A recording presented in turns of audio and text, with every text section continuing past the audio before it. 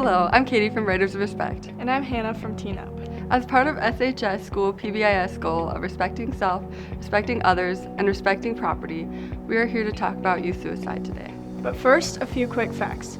Suicide is one of the leading causes of death in our nation, but it is entirely preventable. We want to get everyone involved at Stevens in helping to recognize the warning signs and stressors associated with youth suicide and depression, and how to find help for yourself, a fellow student, or a friend in need. So what are some of the reasons that teens list as causing depression or contemplation of suicide?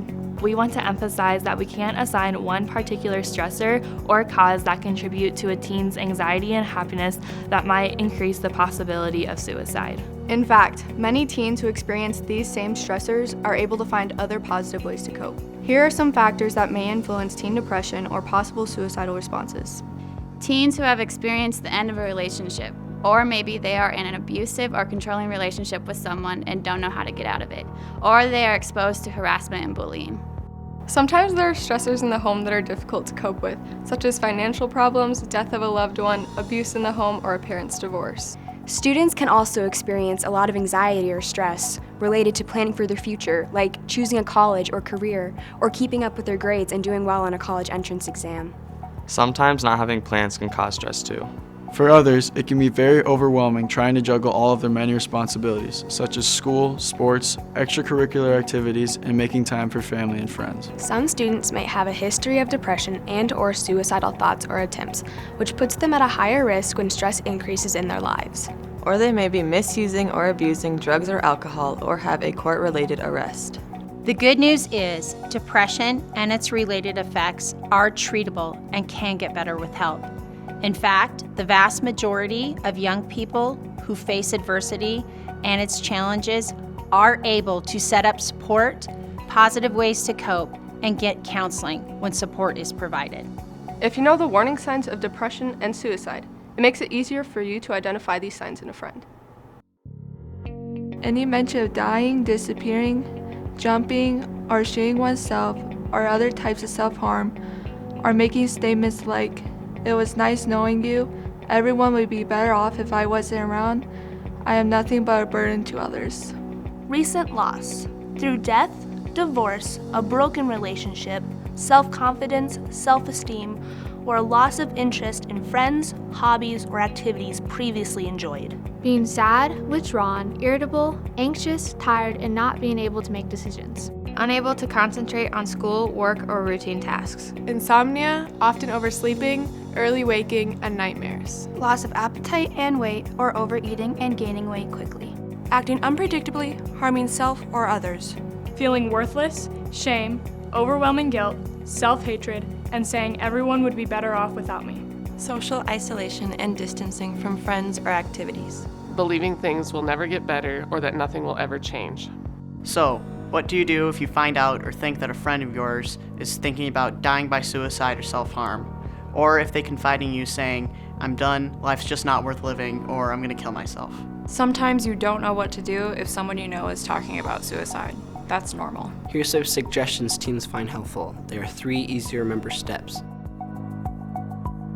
Don't be afraid to ask the question, "Are you thinking of suicide?"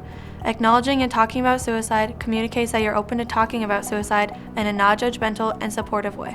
Remember, talking about suicide will not give the person the idea of suicide or cause them to attempt it. It actually reduces it. Be non-judgmental, asking questions like, "How can I help you?" or "How are you hurting?" Listen. Be there for a friend by being observant, listening to what they're saying, and talking to them about what they are thinking and feeling. Let your friends know that you care about them and that you're there to support them. Take any comments about someone hurting or killing oneself seriously. Never keep a friend's suicidal thoughts to yourself, or promise to keep their thoughts or suicide plan a secret. Take action. Having that conversation with a friend can be hard, because you may be worried that your friend will be mad at you if you ask them if they are feeling depressed or suicidal. You may also feel that you are making things worse by telling an adult, but telling someone is necessary for the person's safety and for them to get better. Seek help. Find a responsible adult that you trust for help.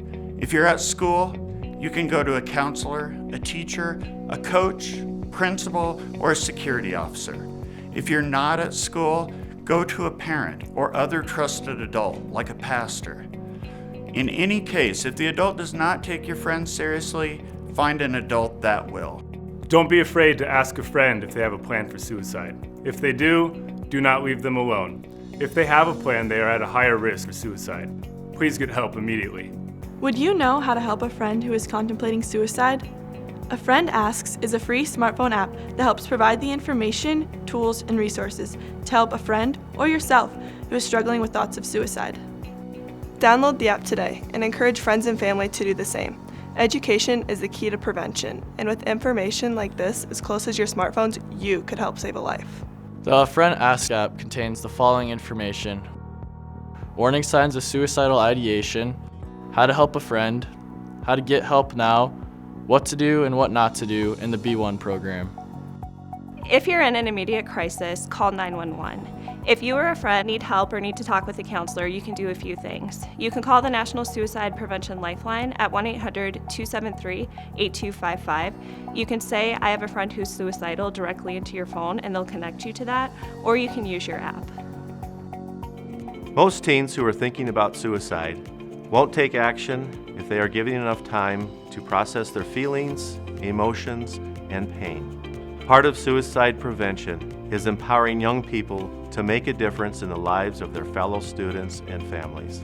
It emphasizes the relationship between suicide and mental illness and working together to get those who are in need some mental health counseling. We want Stevens Raiders to be part of that solution. Remember, there is hope and a life to look forward to even in our darkest moments. We can assist others in getting through these painful and difficult times. And together, we can help prevent suicide. Please remember these 3 important steps: ask, listen, and take action.